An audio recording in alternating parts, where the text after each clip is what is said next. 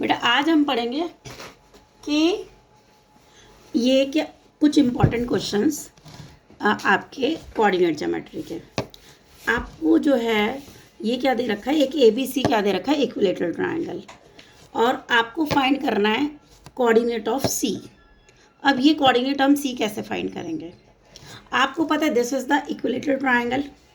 If this is the equilateral triangle तो ये distance कितना हो जाएगा AB, क्योंकि कभी भी डिस्टेंस हमेशा पॉजिटिव होता है तो नेगेटिव नहीं कंसीडर होता।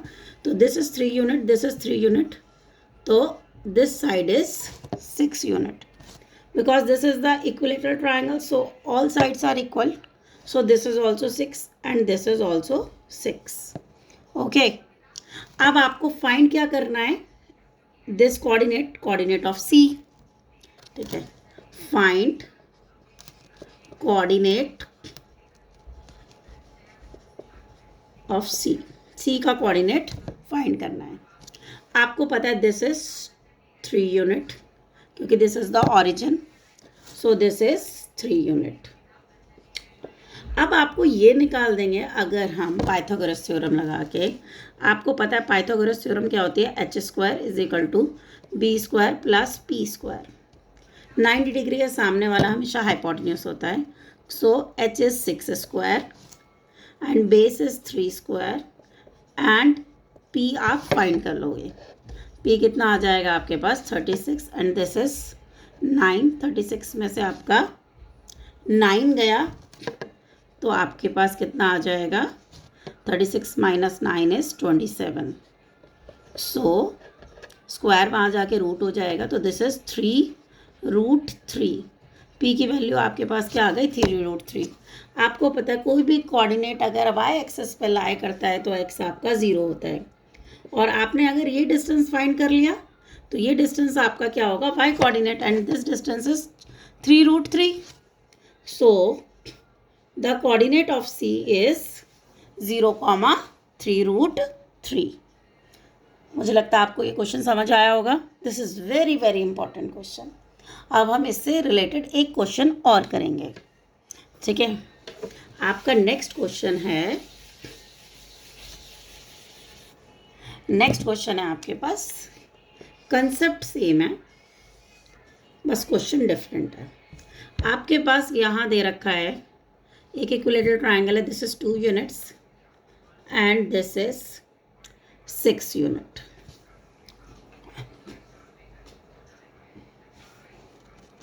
अब आपको दे रखा है, आपको कोऑर्डिनेट निकालना है A का।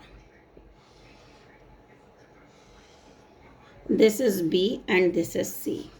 This is x axis, this is y axis. आपको क्वेश्चन में फाइंड करना है, फाइंड कोऑर्डिनेट ऑफ A का कोऑर्डिनेट फाइंड करना है, ठीक है। अब A का कोऑर्डिनेट फाइंड करना है, this is the ABC is a equilateral triangle. आपको पता है ये इक्विलेटरल ट्रायंगल है, सारी साइड इक्वल होंगी। ये लेंथ आपके पास कितनी हो गई, 4, क्योंकि 2 से लेकर 6 तक कितना होता है, 5 आएगा, 3 आएगा, 4 आएगा, 5 आएगा, then 6। So 1 unit, 2 unit, 3 unit, 4 unit. Equilateral triangle है, so this is also 4 unit, this is also 4 unit.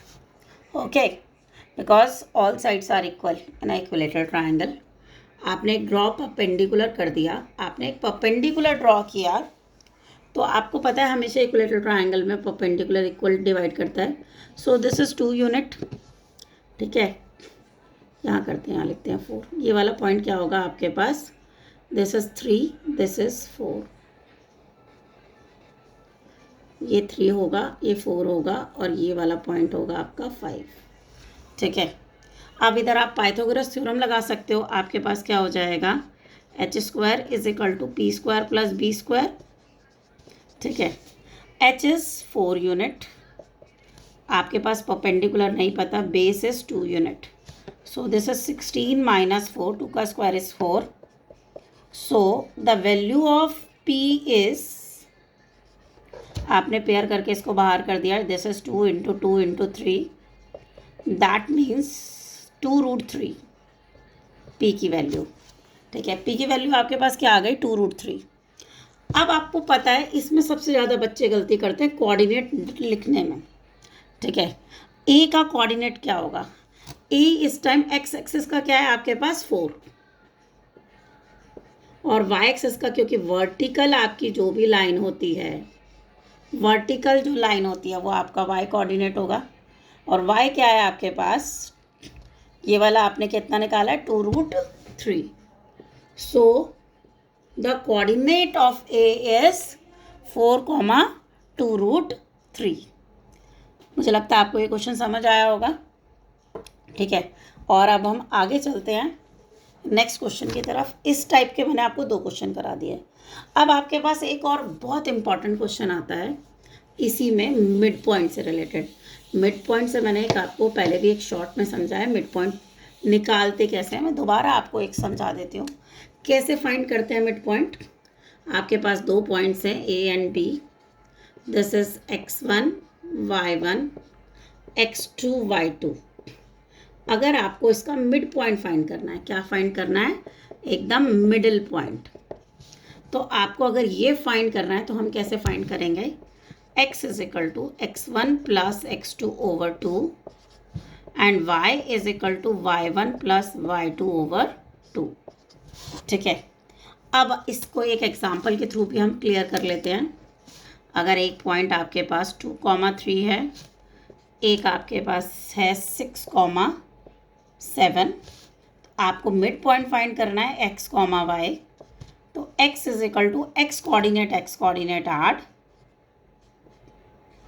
over 2, that means 8 over 2 means 4, and y equals to 3 plus 7 over 2, that means 10 over 2, that means 5. Okay, this is called midpoint. अब midpoint के आगे आप आ जाते हैं,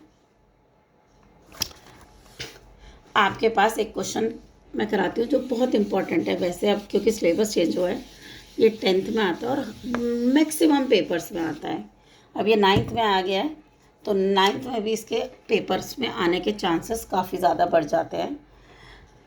आपको एक parallelogram दे रखा है और पैरेललोग्राम के कोऑर्डिनेट दे रखे हैं 3,5,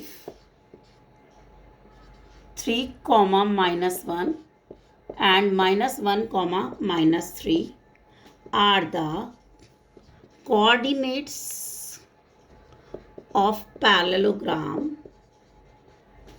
Find fourth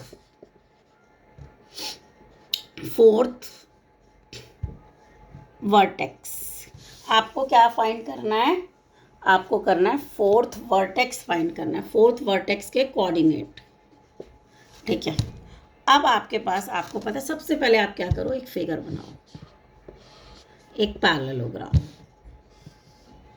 this is the parallelogram, और हमेशा ऑर्डर वाइज डालते हैं। A coordinate is 3,5, B coordinate is 3,-1, C is -1, -3, and we have to find the 4th coordinate, that is D, और आप उसको नाम दे देते हैं x, y। क्लियर। अब आपको क्या पता है कि आपको पैरेललोग्राम की प्रॉपर्टीज़ पता है। पैरेललोग्राम में डायगोनल्स जो होते हैं वो बाइसेक्ट ईच अदर करते हैं। ठीक है, यानी कि आपको पता होना चाहिए पैरेललोग्राम में डायगोनल बाइसेक्ट का मतलब क्या है, जो AC का मिड पॉइंट होगा वही BD का भी मिड पॉइंट होगा। ठीक है, तो आपको पता है जो पैरेललोग्राम में मिड पॉइंट ऑफ AC है वही मिड पॉइंट ऑफ BD है। ठीक है, अब मैंने आपको निकालना बताया था कि AC का मिड पॉइंट हम निकालेंगे कैसे। AC मीन्स दिस, AC का मिड पॉइंट हम कैसे निकालेंगे, आपके x कोऑर्डिनेट 8, यानी कि x is 3 and this is -1 over 2। यहाँ क्या आ जाएगा, y ऐड, यानी कि 5 -3 ओवर 2। BD का कोऑर्डिनेट क्या होगा, x + 3 over 2 and y plus -1 क्योंकि दिस इज -/2। ठीक है, अब आपको क्या पता है, अब आपको पता है जब भी आपके पास दो कोऑर्डिनेट बराबर होते हैं, जब भी आपके दो कोऑर्डिनेट बराबर होते हैं तो उसका एक्स एक्स वाला पार्ट बराबर होता है, वाई वाई वाला बराबर होता है। यानी कि 3 - 1/2 इक्वल्स टू x + 3/2। आपका डिनोमिनेटर से 2 cancel, 3 - 1 is 2 and x + 3, so x is equal to, अगर आप x को यहीं छोड़ देते हैं तो दिस इज 2 - 3। 2 - 3 कितना होगा आपके पास, -1। The value of x is -1।